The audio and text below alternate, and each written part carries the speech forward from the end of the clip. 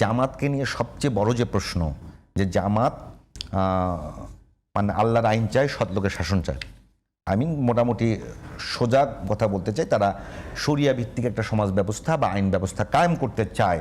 এখন প্রশ্ন হলো, এই প্রশ্ন জামাতেরকে আমরা করেছিলাম, প্রশ্ন হলো এনসিপির সঙ্গে জামাত যদি কোনো কারণে, আমরা শুভকামনা জানাই আপনাদেরকে, আপনারা সরকার গঠন করেন, যদি কোনো কারণে সরকার গঠন করেন, সেক্ষেত্রে জামাত অন্তত এখন পর্যন্ত দেখা যাচ্ছে আপনাদের চেয়ে বড় দল, তাদের চাওয়াটাকে আপনারা কিভাবে মূল্যায়ন করবেন?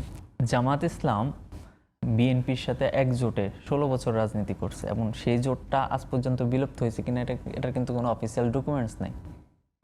তখন জামাত একটা ডেমোক্রেটিক পার্টি ছিল, সেকুলার পার্টি ছিল, এবং আপনি যদি দেখেন ইন্টারন্যাশনাল, কি কেউ বলেছে সেকুলার পার্টি ছিল? হ্যাঁ, জামাত কখনোই বলে নাই, জামাত কখনোই বলতেছে না যে তারা ক্ষমতায় গেলে তারা ইসলামী শাসন কায়েম করবে। তারা বলতেছে যে তারা ডেমোক্রেটিক ওয়েতে বাংলাদেশের রাজনীতিটা করতে চায়। বলে নাই বলতে আপনি দেখান যে কোথায় জামাত বলছে যে তারা ইসলামী শাসন কায়েম করবে।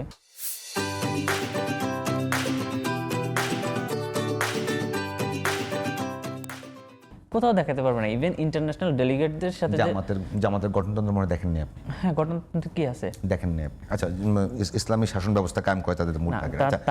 তারা আমরা আমাদের যতটুকু আন্ডারস্ট্যান্ডিং, আমরা যতটুকু তাদেরকে অবজার্ভ করছি, এবং আমরা দেখলাম যে ইন্টারন্যাশনাল ডেলিগেটদের সাথে তাদের যখন মিটিং হয়, মিটিংয়ের নিউজগুলো যখন আসে, তারা আসলে বলার চেষ্টা করছে জামাত আসলে কোনো ফার রাইট ইসলামিক পার্টি না।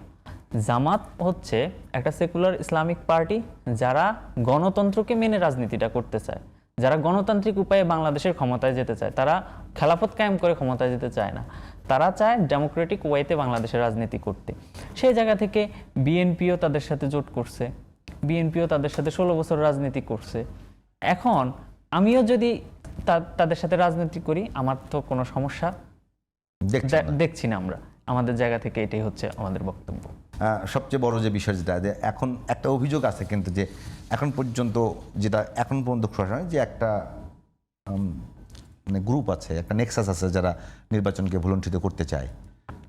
তো এখন পর্যন্ত শাহবাগে যে আন্দোলন চলছে হাদির বিচারের দাবিতে, তো বর্তমান যে সরকার, সেই সরকারের সাথে এনসিপির সম্পর্ক, জামাতের সম্পর্ক, ইভেন ইনকলাব মঞ্চের সম্পর্ক নিয়ে তো খুব বেশি নাই, মানে সন্দেহ নেই, সবাই বলছে তাদের সঙ্গে সুসম্পর্ক, এবং সরকারও খুব আন্তরিক।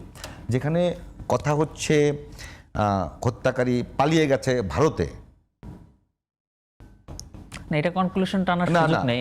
আমার প্রশ্ন হলো, সেখানে বিচারের দাবিতে মাঠে নামা আসলে ডক্টর ইউনূস চান, আপনাকে বসা দিলে করতে পারবেন? আচ্ছা, ইনকলাব মঞ্চ হার্ডলাইনে গেছে আজকে প্রায় অনেক দিন, 14 দিন পরে এসে হার্ডলাইনে যাইতে হয়েছে, বাধ্য হয়েছে। কারণ আমরা দেখলাম স্পষ্ট সরকারের এখানে ব্যর্থতা। না, তাদের সঙ্গে আপনাদের সমর্থন আছে? হ্যাঁ, অবশ্যই থাকবে। আমরা আমাদের ভাইকে হারিয়েছি। মাঠে থাকবেন তো আপনারা? অবশ্যই আমরা আছি। আমরা গতকালকেও আমরা গিয়ে সংহতি জানিয়েছি রাতে।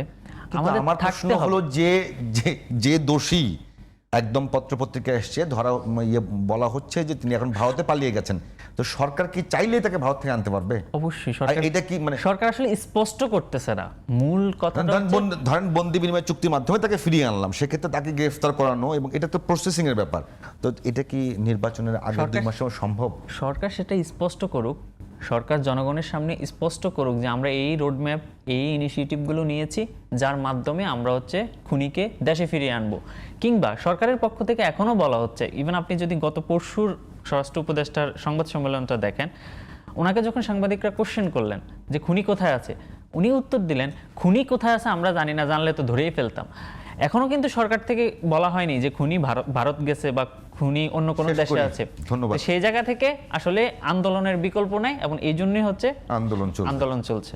অনেকে অভিযোগ করছে যে নির্বাচনমুখী হাদিকে নির্বাচন, না, আমাদের এটা খুবই স্পষ্ট যে 12 তারিখে নির্বাচন হতেই হবে। সেই ব্যাপারেও আমরা রিজিড, এবং হাদির ওসমান আমাদের বিচারও করতে হবে, এই ব্যাপারেও আমরা রিজিড।